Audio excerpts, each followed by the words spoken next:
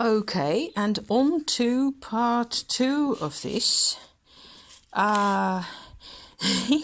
This is even more confusing to me to have a look at now, what with life changing and all that, than the first trip down memory lane episode actually is. So these are little tiny cards. This is a lighter. See, I don't have big hands at all. So that's the size of these little papery bits right here. There's lots of them, as you can see. So these you saw just now are cutouts from a photograph. I think it was just one photograph really. That are actually the tarot cards that I showed you just now. And so there was, somebody came over and took photographs of my painting work at some point. And there's the strength card. I put the titles on in French because I got acquainted with tarot in France. So there's that. I think that's actually a bit more of an influence than I really knew. So that's why also I do these videos, because it's kind of cool and nice to remember things and sort of make things link up in some way. I have no idea why there's an 8 and a 9 over there. Just bugger. Oh, it's probably because they're all number 8, because this is the 8th series that I added on to this lot. So this is the just Tarot Majors department of that. I'm going to try and share with you what I did basically. So this is is this older or newer? I think this is slightly newer than the tarot experiment that this comes from. So the wood chips, right, that I painted. But I'm not completely sure because I've been doing this. I worked on these for a very long time with years in between also. So basically what started it all off is this lot over here. And this is what I called the Wildwood Oracle at that time. And it doesn't really have anything to do with Greenwood Tarot or any of it, because I didn't know any of those back in those days. This was 1999. I'm not making any sense now. 1990, 91, 92, 93. That's around the time period that I started this, I think. So it's pre-internet and all that. It starts off with a series of these teeny tiny little images that have actual captions underneath them that may or may not be relevant. These are renditions of basically dreams that I had. Dreams that I had while I was asleep that made a deep, lasting impression on me. So I'm going to take one out. Let me see. Okay, this might be a funny one because it actually has what looks like a UFO right there. So there was all sorts of stuff going on. There's like a high-rise building. I dreamed of being out there with somebody, and it was nighttime, and these ring-like shapes, they looked like clouds. They appeared, 3 of them next to each other, and one of them suddenly had a big light turned on. It looked, to all intents and purposes, like a science fiction movie. Only after the light turned off again, there wasn't anybody going in or out or any of it. It was like a film closed down over that hole that the light came through, and it had all these colors in it. So it was a bit more aesthetic than your standard UFO type movie. Now that I'm looking at these, there's actually quite a number of dreams here that have something to do with the sky.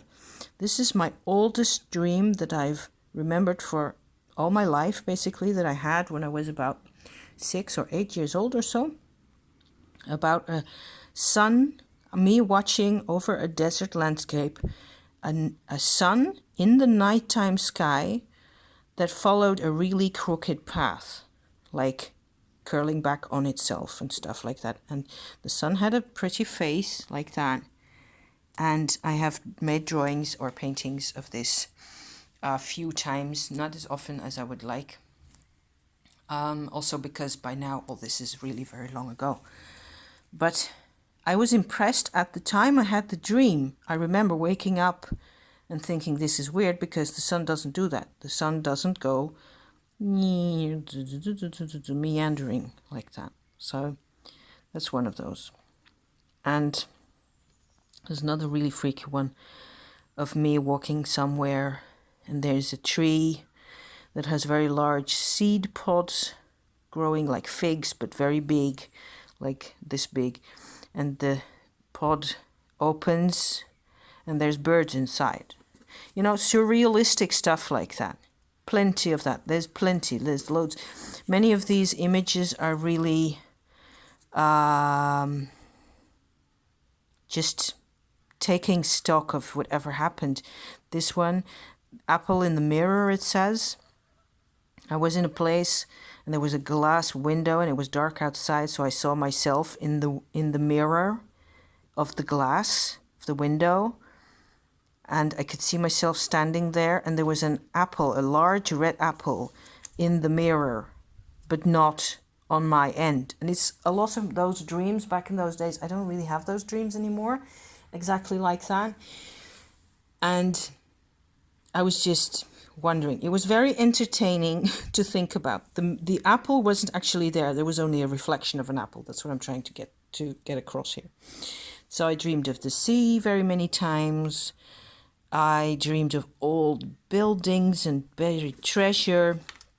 A lot of it was basically a lot of fun, and some elements just kept coming back, and some are more psychological than others, and some images I've actually incorporated later into other oracle decks and things, because I thought they were just really, it was really like on point for me to...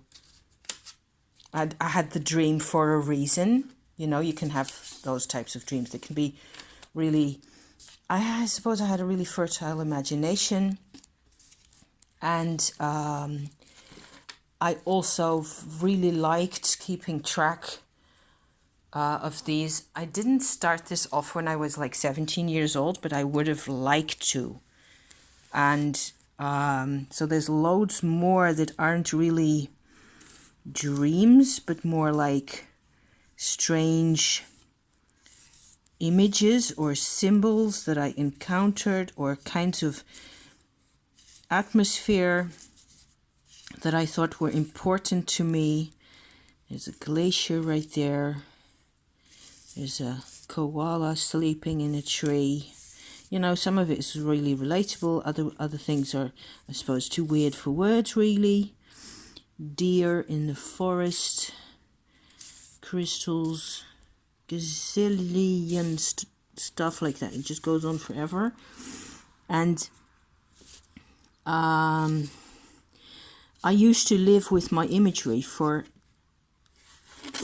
always. My imagery, a lot of this is basically me keeping stock of my imagery that was important to me. Some of this is really very old. It goes back to my childhood, any number of cards. That's just a funny one right there. And so there's that. I suppose that I made this batch, the first batch of the dreams, was quite separate in the sense that I had something to work on that was kind of given to me. These are more like images from life that have to do with some craft or other, or some natural phenomenon that I tended to watch for, or some type of, and they all have some kind of emotional nature as well. So they're not just images to me, certainly. So I kept making these for a while in different phases. The inks tend to be darker as they're older, because later on I didn't have that dark brown ink anymore. So there was a lot of this is fantasy, but it's also emotional in some way.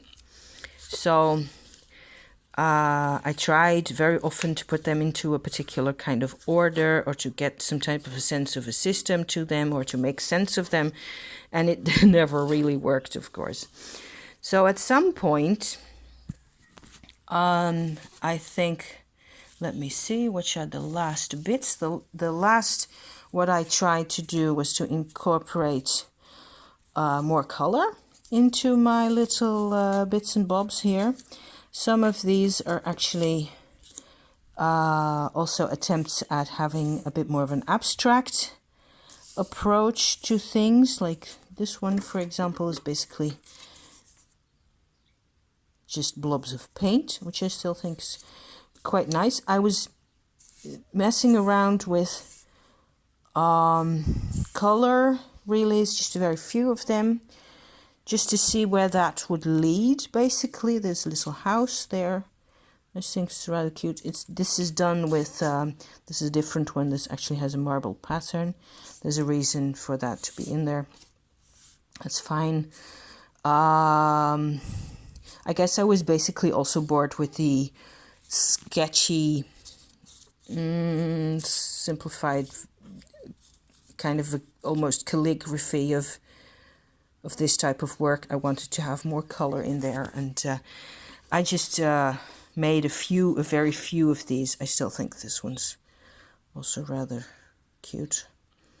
So the last segment of this kind of a collection of images is this one.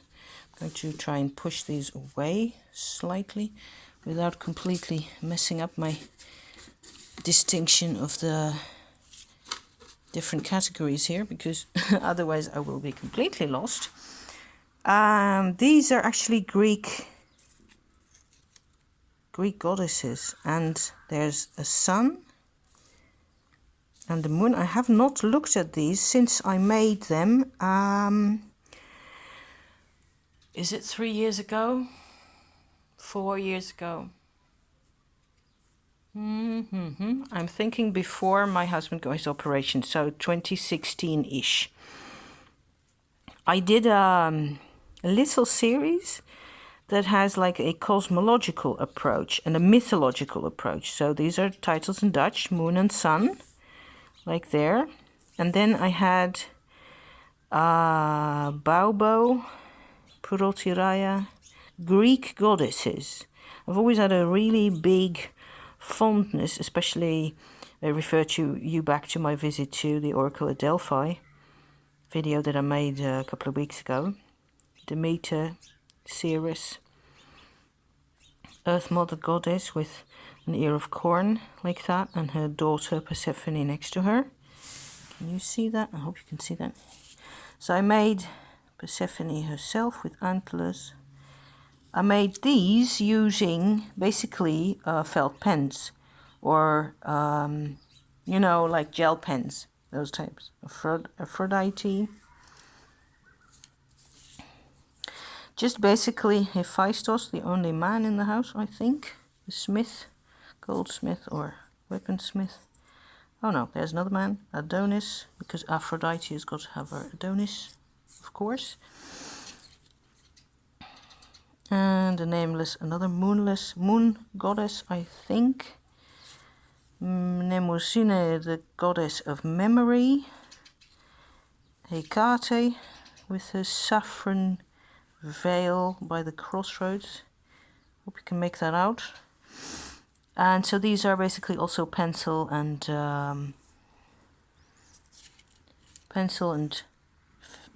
gel pens. Musa, the muse, and Hypnos, sleep. I selected a few of, I don't know how many hundreds of gods and goddess names in order to I don't know, link things with each other that aren't really possible to be linked. So I've never really gotten around to using any of this as an oracle, because if you pull cards from this, you're going to get more in more of a mess than you were beforehand. So it turns out that tarot and regular published things are structured for a reason. If you don't do that, this is what you end up getting. And even though I'm extremely fond of this collection of images, and I've just kept on adding to it, and there's my box that I use to keep them in. That's this box. It's an old metal, probably a stamp box of some kind, and I don't know, I bought this at the second-hand place somewhere. It's got a couple of these bits of marbled paper, and I've got loads of spare empty bits of this cardboard that I bought. Actually, the cardboard, the sort of a lilac color, lavender colored cardboard, I bought in France, and I used to have those as like cardboard folders, like big, larger than A4 type folded sheets that you could use to put your materials in for studying, and so different subject matters, and I used those a lot. And I ended up later using them for this, and I cut quite a number of them up to have spare little backs for this material. I'm just hoping you enjoy. I know some of you guys enjoy my card craziness, and there's just there's just so much stuff. And here, little oil lamp, well met gain. So there's an oil lamp. I used to have a few of those little tiny oil lamps that I used to even use to read by instead of candles. Still got some of those. There's lots of that type of stuff in here. I just tried to have a life. Orchids and stuff and imagery and things that used to be only in my head, basically. So thank you so much once more for watching my my weird stuff here. At this moment I'm like kind of lost. What am I supposed to be wanting? But I am very fond of these, and I suppose I will just put them back in the box and sit in the sun out here, because I do have a ray of sun the rest of the afternoon, or at least for an hour or so. So I will be here soaking up what solar energy I can get. Thank you for watching, and I'll be back again soon with other things as I encounter them. Thank you, guys. See you soon. Bye-bye.